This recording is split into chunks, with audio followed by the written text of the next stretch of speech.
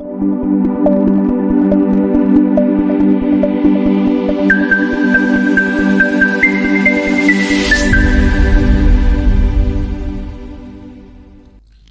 ہوں آپ کا فیسیلیٹیٹر۔ آپ میری ایک نئی ویڈیو دیکھ رہے ہیں۔ یہ ویڈیو ملیریا یعنی موسمی بخار کے متعلق ہے۔ یہ بیماری ایک مخصوص جراثیم جس کا نام پلازموڈیم ہے، ان جراثیم کو مریض تک پہنچانے کا فرض مچھر انجام دیتے ہیں۔ مچھر بے شمار قسم کے ہوتے ہیں، لیکن ملیریا پھیلانے میں صرف اینافیلس مچھر کی مادہ حصہ لیتی ہے۔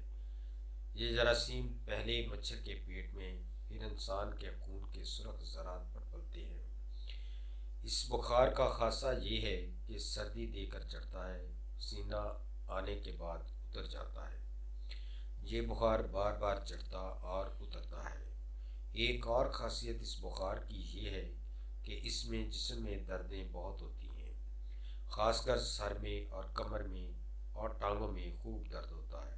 اس بخار میں خوب کی آتی ہے، منہ کڑوا رہتا ہے، طبیعت سست رہتی ہے۔